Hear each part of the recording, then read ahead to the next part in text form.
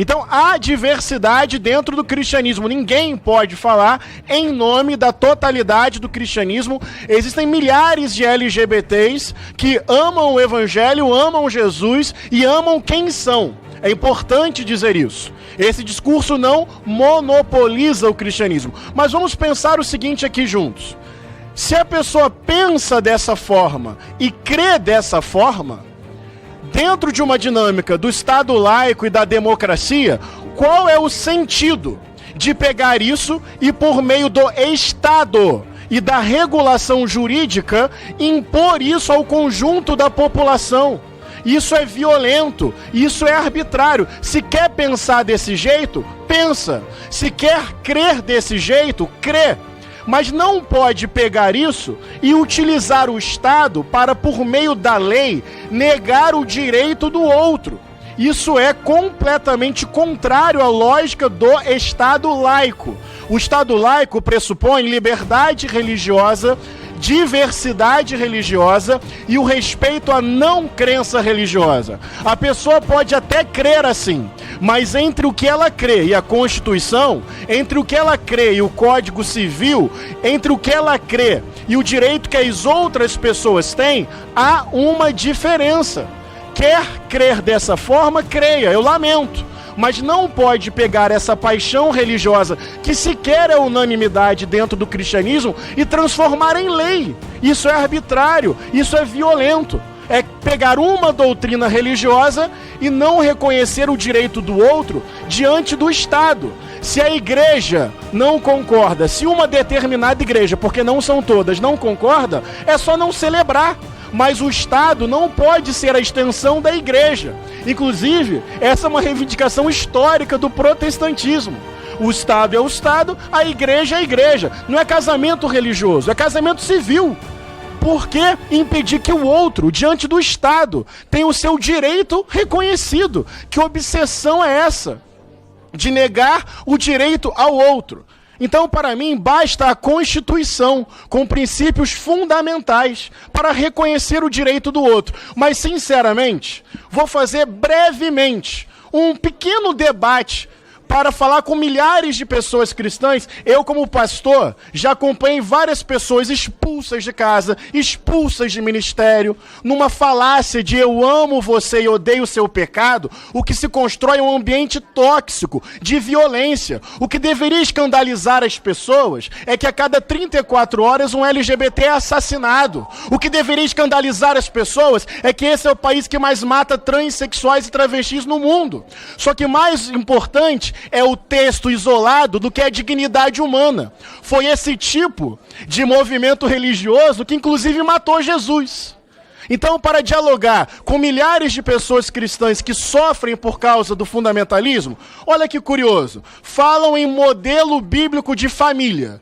Bem, vamos lá. Estão se referindo ao modelo de Abraão? 1 marido, 3 esposas mais concubinas. Ou é o modelo de família do rei Davi? 1 marido, 8 esposas mais 20 filhos. Ou é o modelo de Salomão? 1 marido, 700 esposas, 300 concubinas. Ou seja, nem do ponto de vista teológico bíblico faz sentido. Vamos lá. Uma proposta. Vamos pegar o texto de Levítico. É proibido compartilhar a mesma cadeira com mulher menstruada. Qual é a próxima ideia? Transformar isso em lei? Vão pegar um texto isolado de Levítico e vão transformar em lei? Bem, bater no escravo ou deixá-lo morto é proibido. Então tem um texto lá do Êxodo que, em tese, regula sobre a escravidão. Qual é a próxima ideia dos senhores? Pegar um texto bíblico isolado e regular a escravidão no Brasil? Ou então, apedrejar mulheres que não forem virgens no dia do casamento. Está em Deuteronômio. Está escrito. Em nome do está escrito. Pega um texto descontextualizado, usa como pretexto e alimenta o próprio ódio. Eu entendo que a Constituição é suficiente. Não tem que fazer debate bíblico para o conjunto da população, porque tem milhares de pessoas que não creem na Bíblia e não devem ser obrigadas a crer, e devem ser respeitadas, acolhidas e amadas. Mas eu quero dizer que até do ponto de vista bíblico, esse tipo de interpretação é absolutamente equivocada, porque fé que não é filtrada pelo amor, fé que não passa pelo teste do amor, fé que não se submete à capacidade de amar, para mim é em vão. Ainda que eu falasse a língua dos homens e dos anjos, sem amor eu nada seria. Então pega texto bíblico, sem contexto, monta uma doutrina, violenta pessoas, desrespeita o Estado laico, desrespeita a diversidade, desrespeita a Constituição. Quer ler a Bíblia dessa forma? Eu acho, sinceramente, teologicamente decadente essa leitura.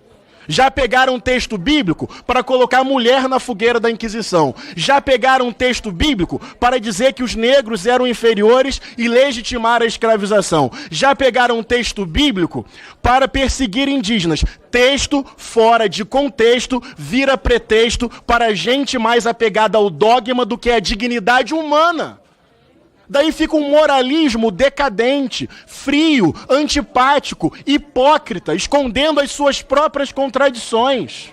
Mas eu insisto, só estou falando isso porque esse projeto é de fanatismo religioso. E eu quero fazer um contraponto também religioso. Porque a Bíblia pode ser usada para oprimir, mas também pode ser interpretada para amar e acolher. Mas eu concluo, nada disso é necessário. Porque a gente poderia fazer um debate teológico nas nossas igrejas.